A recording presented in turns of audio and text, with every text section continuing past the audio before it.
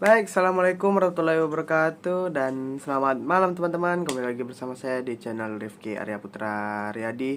Dimana kali ini kita akan kembali membahas tentang pembelajaran dan saya akan membagikan video pembelajaran lagi kepada kalian semua ya teman-teman.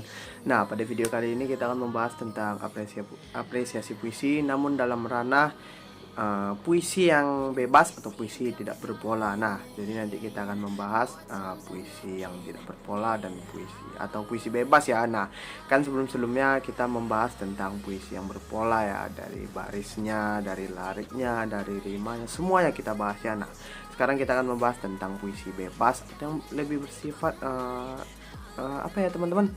Lebih ke suka-suka aja. Nah, ya, di sini nanti kita juga menggunakan analisis perbandingan ya dari karya-karya para penyair Indonesia. Oke, jangan lupa di subscribe, like, comment, and share video ini jika kalian suka ya. Nah, sekali lagi saya memperingatkan bahwasannya video yang saya buat ini berdasarkan pemahaman saya sendiri serta analisis yang saya lakukan juga berdasarkan pemahaman saya sendiri. Jadi kalau ada kesalahan saya mohon maaf, dimaafkan ya. Nah, kalian bisa juga komen di bawah untuk mengutarakan pendapat kalian. Oke teman-teman, langsung saja nonton videonya sampai habis. Oke, yang pertama puisi bebas serta perbandingan karya Chairil Anwar dan Sutarji Kalisembakri nanti ya, judul besar darinya. Yang pertama kita bahas yaitu puisi bebas adalah suatu karya sastra puisi yang memberikan kebebasan penuh pada pengarang tanpa perlu memperhatikan unsur-unsur yang ada pada puisi tersebut, seperti pola, larik, rima, struktur, dan diksi ya, seperti yang saya katakan tadi. Jadi puisi bebas ini tidak memperhatikan apapun termasuk unsur-unsur intrinsiknya itu teman-teman. Ciri-cirinya pun bisa ada tidak terikat pada sajak, rima, pola, dan unsur aturan puisi lainnya, mengandung kata-kata puitis dan memiliki nilai estetika. Puisi tersebut memiliki hubungan antara ungkapan hati sang penulis. Nah, jadi puisi ini bisa disebut juga sebagai teori nimetik ya teman-teman, berdasarkan kisah nyata atau ekspresi. Terus bisa juga disebut teori struktural genetik teman-teman. Lalu yang terakhir, bebas menciptakan irama di dalamnya. Nah, puisi bebas ini pun sendiri karena tidak memiliki pola, jadi iramanya itu bukan nggak ada teman-teman. Cuman yang membacanya itu bebas menggunakan irama seperti apa, terus mengekspresikannya seperti apa. Nah, jadi semuanya itu bersifat bebas ya, sesuai dengan namanya disebut puisi bebas. Nah, itu dia tadi penjelasan singkat mengenai puisi bebas. Nah, jadi puisi bebas ini tidak banyak yang perlu dijelaskan ya teman-teman, cuma pengertian sama ciri-cirinya aja karena memang mencakup hal itu. Jenis-jenisnya pun tidak ada karena memang jenisnya itu cuma puisi bebas itu satu contoh toh teman-teman. Untuk contohnya nanti akan kita bahas di sini ya teman-teman, analisisnya. Analisis perbandingan puisi berjudul Karawang Bekasi karya Chairil Anwar dan puisi berjudul Mesin Kawin karya Sutarji Kalisembakri. Yang pertama, puisi Chairil Anwar, Karawang Bekasi. Ciri khas Chairil Anwar sendiri yaitu menggunakan puisi tidak berpola atau bebas. Chairil Anwar lebih berfokus pada isi atau makna yang terkandung di dalam puisi tersebut daripada keindahan kata atau polanya. Puisinya pun bersifat ekspresionaris atau mengungkapkan ekspresi ia pada saat itu. Kecenderungan ide-ide Chairil pun berdasarkan apa yang dia lihat secara langsung atau kisah nyata. Maka dari itu kebanyakan puisi Chairil Anwar polanya itu bebas dan diksi yang digunakan juga tidak terstruktur. Contohnya pada puisi Karawang Bekasi, di mana bisa kita lihat pada puisi ini pola akhirannya tidak sama dan lari yang digunakan juga bebas. Terlihat juga dengan jelas makna-makna yang ada pada puisi ini bermakna penjajahan Belanda yang melakukan pembantaian dari Karawang hingga Bekasi. Nilai dan konsep patriotisme dihadirkan dalam setiap bait puisi ini. Sikap berani, pantang menyerah, dan rela berkorban demi bangsa dan negara.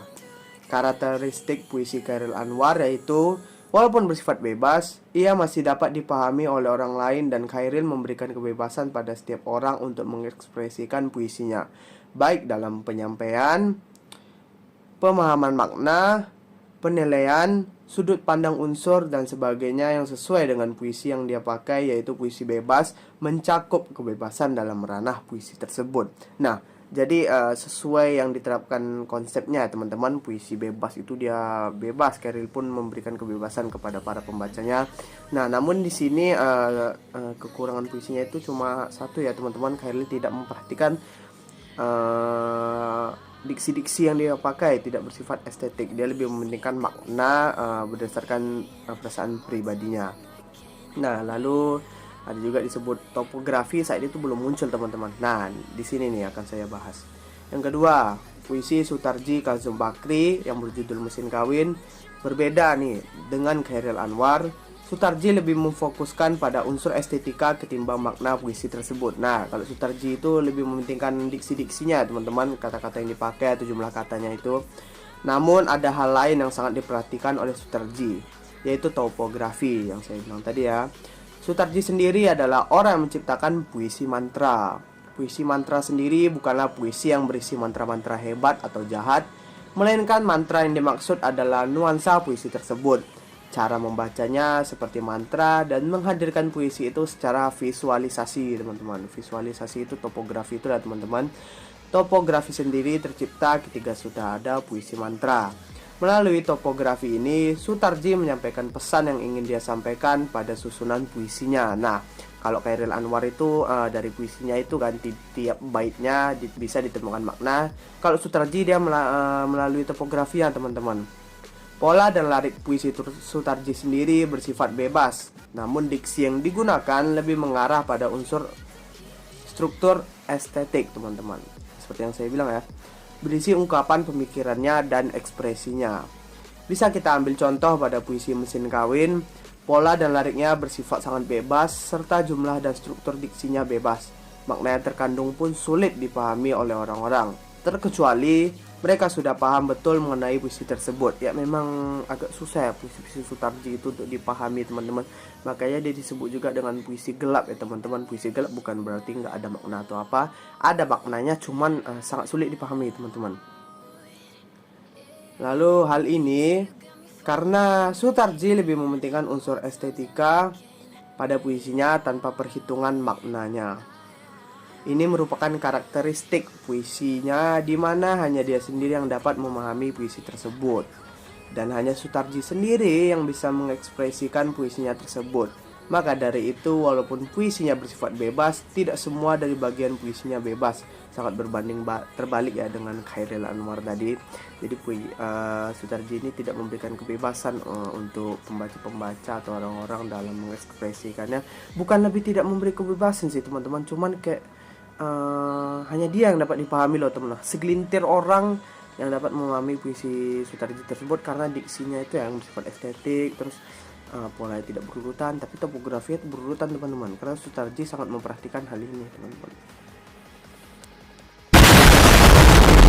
Nah itu dia tadi pembahasan mengenai apresiasi puisi ya dalam ranah puisi bebas dan atau puisi tidak berpola, serta analisis perbandingannya teman-teman dari dua penyair yang sangat terkenal dan mempengaruhi dunia kesusastraan Indonesia.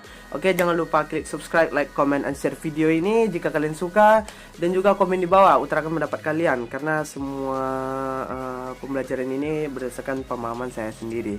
Oke teman-teman, see you next time the video. Assalamualaikum warahmatullahi wabarakatuh. Dadah.